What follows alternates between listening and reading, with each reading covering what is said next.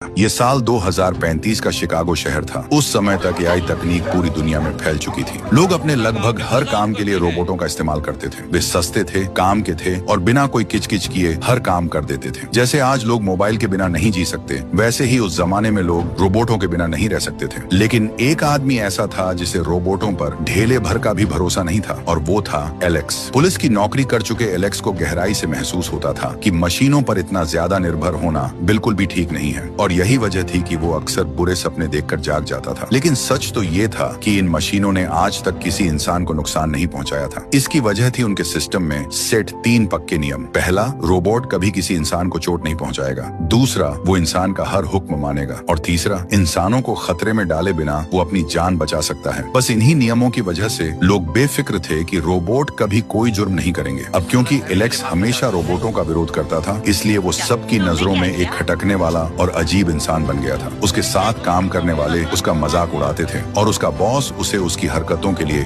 बार बार चेतावनी देता था। एलेक्स अंदर ही अंदर बहुत दुखी रहता था, लेकिन वो ये बात मानने को तैयार ही नहीं था कि रोबोट और इंसान एक साथ शांति से रह सकते हैं। दिक्कत बस ये थी कि उसके पास अपनी बात साबित करने के लिए कोई सबूत नहीं था। ठीक उसी समय जब मार्केट में नए और एडवांस 5वीं पीढ़ी के रोबोट आने ही वाले थे, मशहूर रोबोट कंपनी के हेडक्वार्टर की एक ऊंची बिल्डिंग से गिरकर एक आदमी की मौत हो गई। मरने वाला आदमी एलेक्स का पुराना दोस्त और रोबोट का पिता कहा जाने वाला डॉक्टर टॉम था। इस आदमी ने अकेले ही रोबोटों की पूरी दुनिया खड़ी की थी और लोगों की जिंदगी को पूरी तरह से बदल कर रख दिया था। लेकिन कामयाबी के शिखर पर बैठा ये आदमी अचानक कई मंजिल ऊपर से नीचे गिर गया, और सबसे बड़ी बात, जिस कमरे से वो गिरा था वो अंदर से लॉक था। इसका सीधा सा मतलब ये निकाला गया कि उसने आत्महत्या की है। डॉक्टर टॉम की लाश के पास एक होलोग्राम वाला प्रोजेक्टर पड़ा मिला, जिसमें मरने से पहले डॉक्टर का रिकॉर्ड किया हुआ एक 3D वीडियो था। एलेक्स ने उस वीडियो से कुछ सुराग निकालने की कोशिश की, लेकिन वो वीडियो बस बार बार एक ही रटा रटाया जवाब दे रहा था। अब इस केस की जांच करना तो इंसानी दिमाग के ही बस की बात थी। एम्मा नाम की एक महिला साइंटिस्ट की मदद से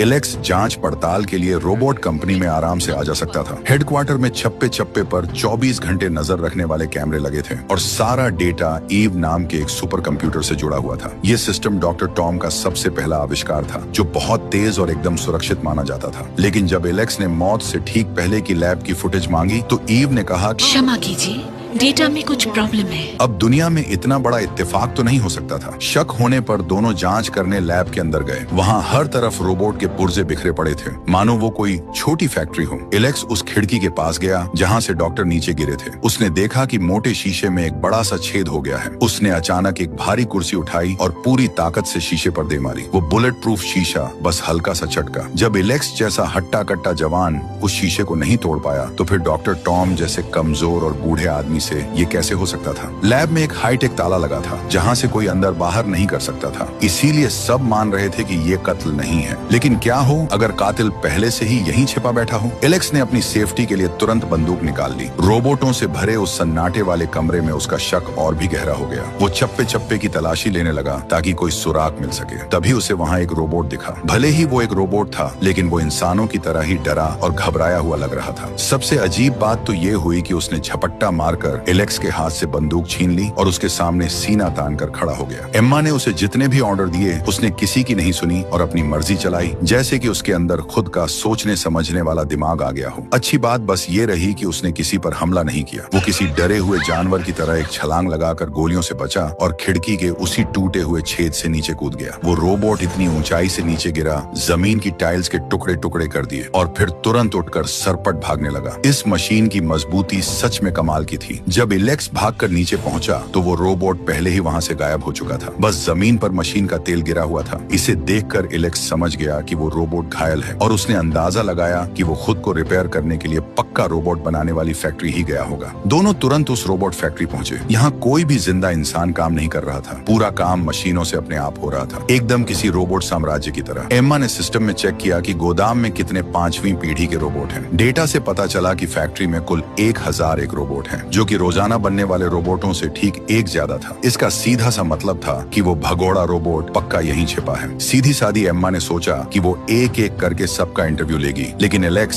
सीधा रोबोटों की फौज के सामने गया और उन्हें बिल्कुल भी न हिलने का कड़ा ऑर्डर दिया। फिर उसने अपनी बंदूक निकाली और रोबोटों के सामने तान दी। उसका प्लान था कि अगर किसी रोबोट के अंदर खुद की जान की परवाह होगी तो वो बंदूक देखकर पक्का डरेगा। ये रॉबर्ट्स यूएसआर की प्रॉपर्टी है। मैं नहीं, ये ऐसा बोलकर उसने ट्रिगर दबा दिया। धड़ाधड़ 3 रोबोटों के सिर में गोली मार दी, लेकिन रोबोटों की सेना फिर भी हिली तक नहीं। वो चुपचाप खड़े रहे। जब एलेक्स अगले रोबोट की तरफ बढ़ा और बंदूक तानी तो जैसे ही उसने ट्रिगर दबाने की कोशिश की, दूर खड़ा एक रोबोट थोड़ा सा हिला और फिर घबरा कर भागने लगा। खतरे को देखकर इस मशीन का डरना बिल्कुल इंसानों जैसा था। एलेक्स ने 1 सेकंड की भी देरी नहीं की और उसके पीछे भागने लगा, लेकिन वो रोबोट बाकी रोबोटों की भीड़ में घुसकर छिप गया। सारे रोबोट बिल्कुल एक जैसे दिख रहे थे, देखकर किसी का भी दिमाग चकरा जाए। एलेक्स अब बस ध्यान से उसे ढूंढ सकता था और किसी भी अचानक होने वाले हमले से खुद को बचा सकता था। तभी वो लोहे का रोबोट अचानक सामने से आया। उसने हवा में ही एलेक्स की बंदूक पकड़ी और दूर फेंक दी। फिर उसने आगे की तरफ एक जोरदार छलांग लगा दी। आसपास खड़े रोबोटों ने तुरंत उसे रास्ता दे दिया। उस छोटे रोबोट ने जबरदस्त जंप मारी, उछला, गोल घूमा और भीड़ से बाहर निकल गया। अपना बायां हाथ डालकर दरवाजा खोला और बाहर निकल गया। बाहर पुलिस पहले से ही घेरा डाले खड़ी थी। उसने छलांग लगाकर खुद को गोलियों की बौछार से बचाया और दीवारों पर छिपकली की तरह चढ़कर भागने लगा। वो चाहे कितना भी फुर्तीला क्यों न हो, पुलिस के बिछाए इतने बड़े जाल से नहीं बच सका। इंटेरोगेशन रूम यानी पूछताछ वाले कमरे में एलेक्स के तीखे सवालों के सामने उसने साफ मना कर दिया कि उसने डॉक्टर टॉम को मारा है। जब एलेक्स ने उस पर ज्यादा दबाव डाला तो वो छोटा रोबोट सच में भड़क गया। उसने अपने दोनों मुक्कों से टेबल पर इतनी जोर से मारा कि टेबल में गड्ढा हो गया। गुस्से में वो खुद को बिल्कुल कंट्रोल नहीं कर पाया। शायद उसे खुद भी नहीं पता था कि उसका ये गुस्सा बिल्कुल इंसानों जैसा है। उसने अपना नाम मैक्स बताया और कहा कि उसे बनाने वाले डॉक्टर टॉम उसके पिता थे। उसने बताया कि उसके पिता ने उसे इंसानों वाले जज्बात सिखाए हैं और सपने देखने की ताकत भी दी है। डॉक्टर की मौत की बात सुनते ही उसके चेहरे पर प्यार और गहरी उदासी साफ झलकने लगी। उसकी ये फीलिंग्स देखकर एलेक्स भी सोचने पर मजबूर हो गया और उसे गौर से देखने लगा। तभी रोबोट कंपनी का बॉस वहां आ टपका और पूछताछ बीच में ही रोकनी पड़ी। वो शिकागो का एक बहुत बड़ा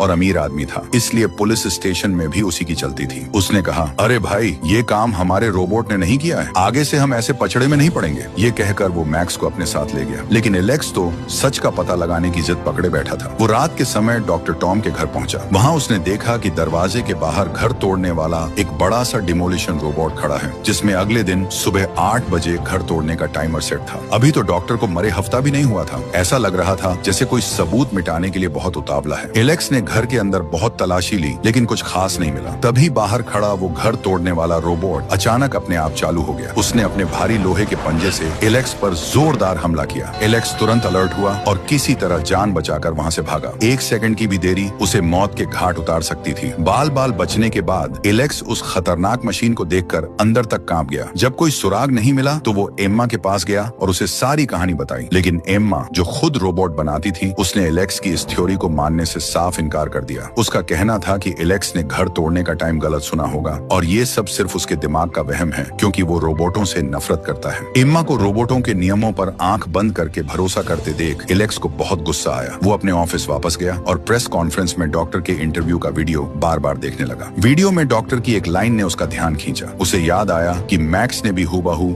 यही बात कही थी। अब सच जानने का एक ही तरीका था कि वो रोबोट हेडक्वार्टर जाए और मैक्स से सब कुछ उगलवाए। लेकिन जब वो अपनी कार में आंखें बंद करके थोड़ा आराम कर रहा था, तभी पीछे से 2 बड़े बड़े ट्रक आए और उसे घेरने लगे। उन्होंने आगे पीछे से उस पर धावा बोल दिया। एलेक्स को शक हुआ तो उसने तुरंत कार को मैनुअल मोड पर डाल दिया। उसने देखा कि सामने वाले ट्रक का दरवाजा धीरे धीरे खुल रहा है और अंदर ढेर सारे 5वीं पीढ़ी के रोबोट भरे पड़े हैं। उनमें से एक रोबोट सबसे पहले बाहर कूदा और जमीन पर आते ही उसने कार पर जोरदार हमला कर दिया। एलेक्स ने भी जवाब में अपनी बंदूक निकाल ली। एक रोबोट को गिराया तो तुरंत और भी कई रोबोट कूद पड़े। वो सब एकदम खूंखार और जानलेवा हो गए थे। सैकड़ों रोबोट पागलों की तरह उसकी कार पर टूट पड़े थे। एकदम बारिश की तरह बरस रहे थे, गोलियों की तरह उछल रहे थे और चिंगारियों की तरह चमक रहे थे। हाई स्पीड टनल के अंदर ये खौफनाक और जबरदस्त रेस बन गई थी। रोबोटों की भीड़ के बीच से एलेक्स ने एक खाली जगह देखी और अपनी कार को ट्रक के आगे निकालने की कोशिश की। अपनी जान के प्यासे इतने सारे रोबोटों को देखकर उसने दांत पीसे और स्टीयरिंग व्हील को पूरी ताकत से घुमा दिया। कार लट्टू की तरह 360 डिग्री गोल गोल घूमने लगी, जिससे रोबोट हवा में उछल उछल कर दूर जा गिरे। फिर कार एक पतली सी सुरंग में घुस गई और वो ट्रक दीवार से टकराकर चकनाचूर हो गया। जिंदगी भर की कमाई से ली गई एलेक्स की लग्जरी कार किसी तरह जान बचाकर एक सेफ जगह पर पहुंच गई। एलेक्स बड़ी मुश्किल से कार से बाहर निकला। गनीमत थी कि उसे बस हल्की फुल्की चोटें आई थी, लेकिन किसने सोचा था कि पीछे से एक और रोबोट आ जाएगा जो अभी भी जिंदा था। उसने एलेक्स को पकड़ा और उठाकर 10 मीटर दूर पटक दिया। एलेक्स जमीन पर जा गिरा और वो रोबोट अपना टूटा हुआ शरीर घसीटते हुए उसकी तरफ बढ़ने लगा। एलेक्स फुर्ती से उठा, एक लोहे का पाइप उठाया और हमला कर दिया, लेकिन रोबोट ने जोर का धक्का दिया, जिससे एलेक्स लोहे के रैक के साथ जमीन पर धड़ाम से गिरा। वो छोटा रोबोट बड़ी फुर्ती से खंभे पर चढ़ा, हल्की सी छलांग लगाई, एलेक्स को पकड़ा और हवा में उल्टा लटकाकर गोल गोल घुमाते हुए जमीन पर पटक दिया। एलेक्स को एक हथियार मिला। उसने जोर जोर से कई वार किए। एक लात मारकर एलेक्स को दूर फेंक दिया, लेकिन एलेक्स का कुछ नहीं बिगड़ रहा था। रोबोट ने हथियार उठाया और अंधाधुंध वार करने लगा। एलेक्स ने बचने के लिए अपना हाथ आगे कर दिया। एलेक्स का मशीन जैसा हाथ देखकर वो रोबोट भी थोड़ा कंफ्यूज हो गया, लेकिन उसने फिर से लोहे से वार किया, जिसे एलेक्स ने रोक लिया। फिर एलेक्स ने एक ऐसा मुक्का मारा कि रोबोट हैरान रह गया। उसने अपनी पूरी ताकत लगाकर उसे एक और मुक्का मारा और फिर रोबोट जमीन पर गिर पड़ा। लेकिन तभी पुलिस की सायरन की आवाज आई, जिसे सुनते ही वो भागने लगा। उसने आग की लपटों में छलांग लगा दी और जलकर राख हो गया, जबकि एलेक्स वहां खड़ा खड़ा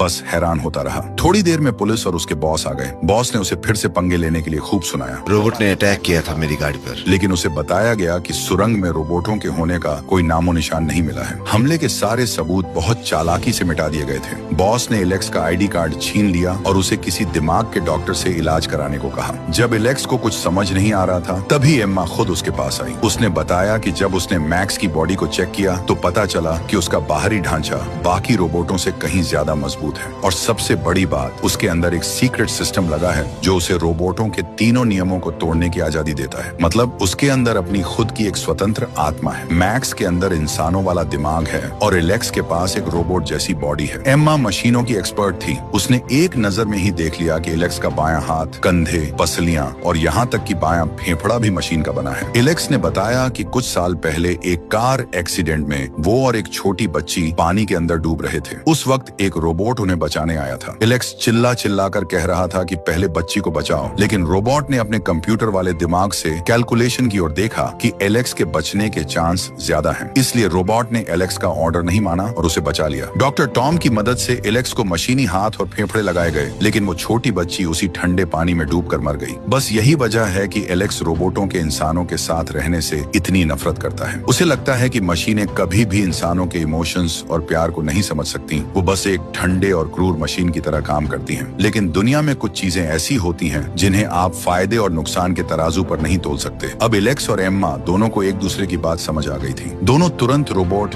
हेडक्वार्टर पहुंचे। मैक्स जैसे पहले से ही उनका इंतजार कर रहा था। एलेक्स सीधा मुद्दे पर आया और मैक्स से उस सपने के बारे में पूछा। मैक्स ने एक पेन लिया और एक पेंटिंग बनाने लगा। उसने एक टूटा हुआ पुल बनाया जिसके नीचे हजारों रोबोट खड़े थे और ऊपर एक आदमी खड़ा था जो उन सबको आजाद करने वाला था। मैक्स ने वो पेंटिंग एलेक्स को दे दी। मैक्स को लगता था कि सपने में दिखने वाला वो लीडर कोई और नहीं बल्कि एलेक्स ही है। एलेक्स भी उस पुल को अच्छे से जानता था। वो जगह पहले कचरा फेंकने की जगह हुआ करती थी, जिसे बाद में कंपनी ने खरीद लिया और पुराने रोबोटों का गोदाम बना दिया। रात के अंधेरे का फायदा उठाकर एलेक्स अपनी बाइक लेकर उस गोदाम में गया। वहाँ उसने जो देखा वो हैरान करने वाला था। जिन पुराने रोबोटों को नष्ट किया जाना था वो बंद नहीं थे। वो सब किसी छोटे बच्चे की तरह जमा होकर बाहर की दुनिया देख रहे थे। उस लोहे के पिंजरे में ऐसा लग रहा था जैसे उन्हें पहली बार आजादी मिली हो। उस टूटे हुए पुल पर खड़े होकर एलेक्स ने डॉक्टर टॉम का वो होलोग्राम वाला वीडियो फिर से चालू किया। डॉक्टर की बातें अभी भी घुमा फिरा कर थीं, लेकिन उसे अपने सवालों का जवाब मिल गया था। तुम सिर्फ सवाल पूछो। इतना कहकर वो वीडियो फिर से गायब हो गया। तभी गोदाम की तरफ से एक अजीब सा सायरन बजने लगा। एलेक्स भागकर देखने गया कि मामला क्या है। वहाँ का नजारा देखकर उसकी रूह कांप गई। हर तरफ पुराने रोबोटों के टूटे हुए पुर्जे बिखरे थे। 5वीं पीढ़ी के नए रोबोट टिड्डियों के झुंड की तरह पुराने रोबोटों पर टूट पड़े थे और उन्हें बेरहमी से नष्ट कर रहे थे। ये नजारा ऐसा था जैसे कोई ताकतवर कमजोर का कत्लेआम कर रहा हो। अचानक किसी ने एलेक्स का हाथ पकड़ा। ये एक पुराने रोबोट का आधा टूटा हुआ शरीर था जो एलेक्स की जान की फिक्र कर रहा था। नए रोबोटों की नजर एलेक्स पर पड़ गई। वो अपना काम छोड़कर खून के प्यासे भेड़ियों की तरह एलेक्स पर झपटे। तभी पुराने रोबोटों ने देखा कि एक इंसान खतरे में है, तो वो अपनी जान की परवाह किए बिना अपनी कमजोर बॉडी के साथ उन क्रूर नए रोबोटों से भिड़ गए। एलेक्स को सही टाइम पर अपनी बाइक मिल गई गई और वो वहाँ से जान बचाकर भाग निकला। सड़कों पर हजारों नए 5वीं पीढ़ी के रोबोट उतर आए हैं। रोबोटों की आर्मी ने पुलिस स्टेशन पर कब्जा कर लिया और लोगों की सुरक्षा करने वाली पुलिस को हरा दिया। उन्होंने फोन और बिजली की सारी लाइनें भी काट दी। पूरे अंधेरे शहर में सिर्फ रोबोट कंपनी की बिल्डिंग जगमगा रही थी, जो लोगों की बेबसी का मजाक उड़ा रही थी। लोगों का गुस्सा 7वें आसमान पर था। वो हथियार लेकर सड़कों पर उतर आए, लेकिन हार्ड मांस के इंसान उन लोहे की मशीनों का कैसे मुकाबला करते। कुछ ही सेकंड में इंसानों की भीड़ हार गई। जो इंसान कल तक खुद को दुनिया का मालिक समझते थे, उन्हें पता ही नहीं चला कि वो कब इन मशीनों के गुलाम बन गए। एलेक्स तुरंत एम्मा के घर पहुंचा और उसके घर के बागी रोबोटों को अपनी बंदूक से उड़ा दिया। फिर वो दोनों बाइक पर बैठकर इंसानों के सबसे बड़े सपने और सबसे भयानक बुरे सपने की जगह यानी रोबोट कंपनी के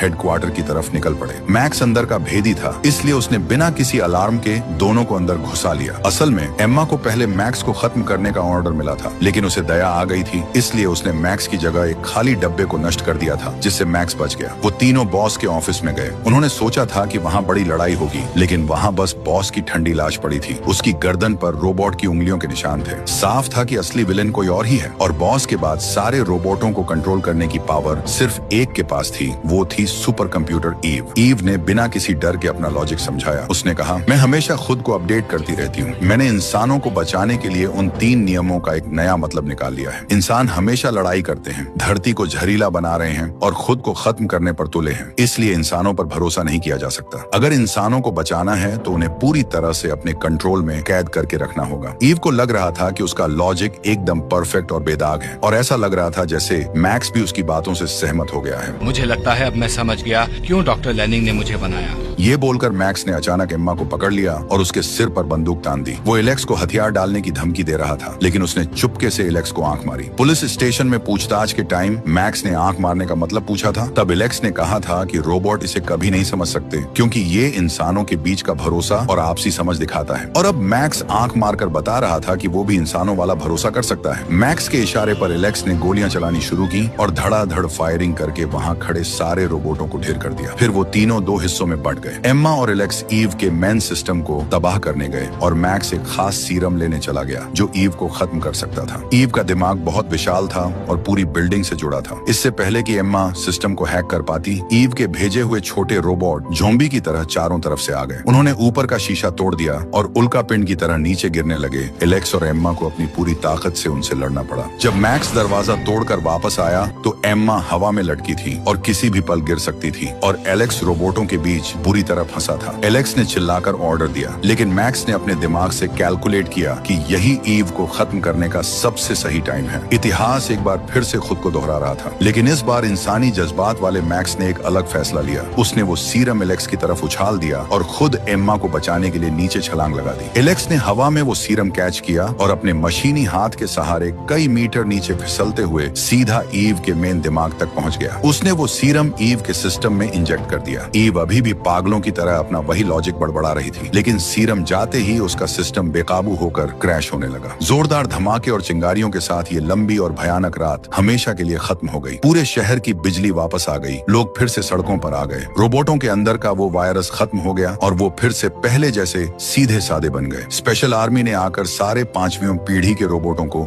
जब्त कर लिया, बस मैक्स को छोड़कर। जब मैक्स से पूछा गया कि डॉक्टर ने सुसाइड क्यों किया, तो उसने बताया कि उसने डॉक्टर से एक वादा किया था। डॉक्टर को ईव के खतरनाक इरादों का पता चल गया था, लेकिन ईव हर वक्त उन पर नजर रखती थी। इसीलिए डॉक्टर ने मैक्स को बनाया, जो अपनी मर्जी से सोच सकता था। मैक्स की मदद से डॉक्टर ने अपनी मौत का नाटक रचा ताकि एलेक्स इस मामले की जांच करे। जो इंसान और रोबोट एक दूसरे से इतनी नफरत करते थे, उन्होंने मिलकर इस सुपर कंप्यूटर की साजिश को फेल कर दिया था। एलेक्स ने दोस्ती के नाते मैक्स को आंख मारी और मैक्स भी शर्माकर मुस्कुरा दिया। डॉक्टर की आखिरी इच्छा पूरी करने के बाद मैक्स उसी टूटे हुए पुल के पास आया। वो देख रहा था कि कैसे सारे रोबोट शांति से गोदाम के अंदर जा रहे हैं। वो एलेक्स की बताई हुई आजादी के बारे में सोच रहा था। तभी नीचे खड़े सारे रोबोटों ने मानो कोई पुकार सुनी हो। उन्होंने एक साथ अपना सिर उठाया और ऊपर खड़े उस व्यक्ति की ओर देखा। ये बिल्कुल वही नजारा था जो मैक्स ने अपने सपने में देखा था। वो मसीहा जो रोबोटों को आजाद कराने वाला था, वो कोई और नहीं बल्कि मैक्स